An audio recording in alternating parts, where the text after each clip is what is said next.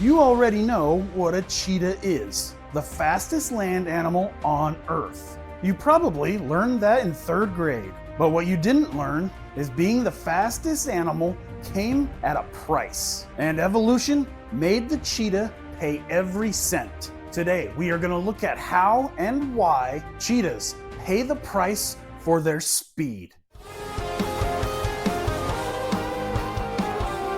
Let's meet one of Africa's most recognized predators. Unlike lions that rule the open plains, or leopards that can disappear into almost any habitat, cheetahs prefer open grasslands and savannas. They need room to see their prey, and more importantly, room to chase it. Adult cheetahs typically weigh between 75 and 140 pounds, which isn't a small cat. So you would think they might be able to hold their own against the other predators. Not really. Their menu typically consists of medium-sized antelope, like Thompson's gazelles, impalas, and springbok. They'll occasionally tackle larger prey if the opportunity is right, but every hunt is a calculated risk. They also sound a lot less intimidating than you'd expect.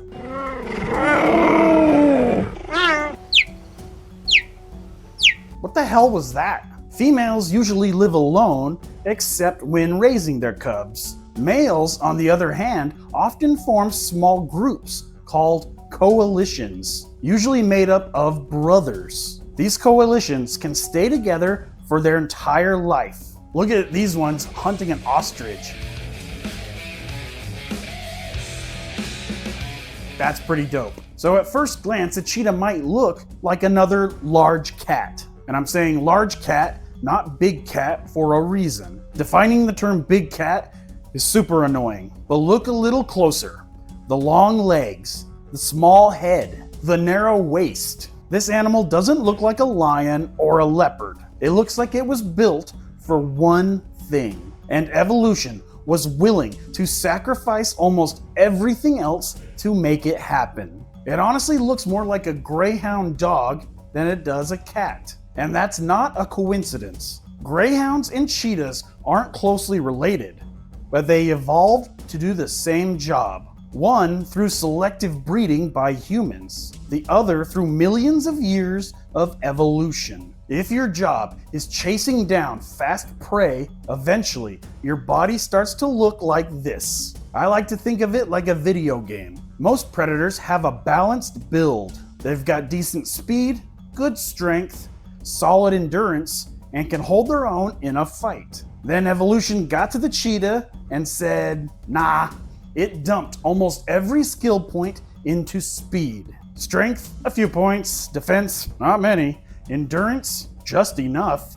Speed, maxed out. That's why every part of a cheetah's body has a purpose. Its flexible spine acts almost like a spring, stretching and compressing with every stride to cover more ground. Its long legs give it an incredible stride length, while semi-retractable claws work like the cleats on a football player's shoes, digging into the ground for extra traction. Its long tail isn't just there for balance, it works like a rudder, helping the cheetah make sharp turns when a gazelle suddenly changes direction. Even its oversized lungs and heart are there for one reason: to get as much oxygen to its muscles as possible during an all-out sprint. When you put it all together, you don't just get the world's fastest land animal, you get one of the most specialized predators on Earth. And it works. A cheetah can accelerate from 0 to highway speeds in just a few seconds. But if all those upgrades sound a little overpowered, well, every one of them came with a cost. Compared to lions, leopards, or other large cats, cheetahs are much lighter and far less muscular. They aren't built to overpower prey or win fights with other predators. They're built to catch dinner before a fight ever starts. And that creates another problem: keeping their dinner. A cheetah might make one of the most incredible chases in the animal kingdom, and it finally brings down a gazelle. only to have a lion or a spotted hyena wander over and steal the whole thing. The chase was successful, but dinner was not. Speed also comes with another limitation: heat. Running over 60 to 70 miles per hour generates an incredible amount of heat.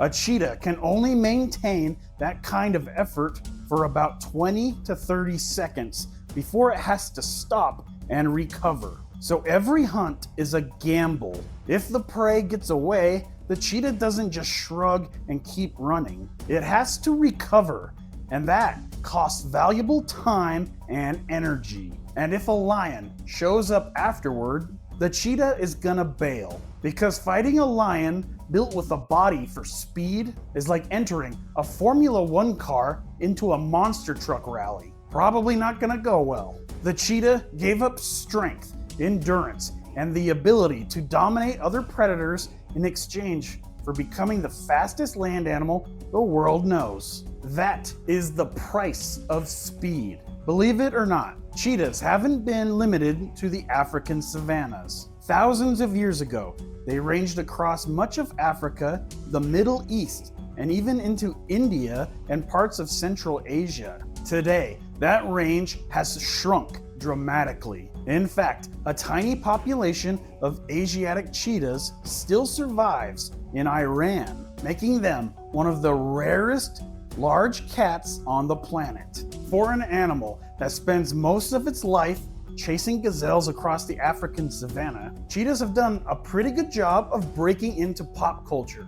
If you've ever eaten a bag of Cheetos, you've met Chester the cheetah. He's been the cool sunglass-wearing mascot for decades, and he's probably one of the most recognizable cheetahs on the planet. Then there's Cheetahs from Thundercats, which makes perfect sense because if you're creating a superhero whose whole thing is speed, a cheetah is an easy choice. And then in DC Comics, there's the Wonder Woman villain, Cheetah. But as we've seen today, there's a whole lot more to the world's fastest land animal than just running fast. They could seriously injure a person if they ever wanted to. Despite living alongside humans for thousands of years, there are no confirmed records of a fatal attack on a human by a wild cheetah. Cheetahs are dope. I love cheetahs. They aren't the strongest cat. They're not the toughest. It isn't the king of the savannah, but it was never trying to be. The cheetah is still the fastest land animal. So the next time you see one explode across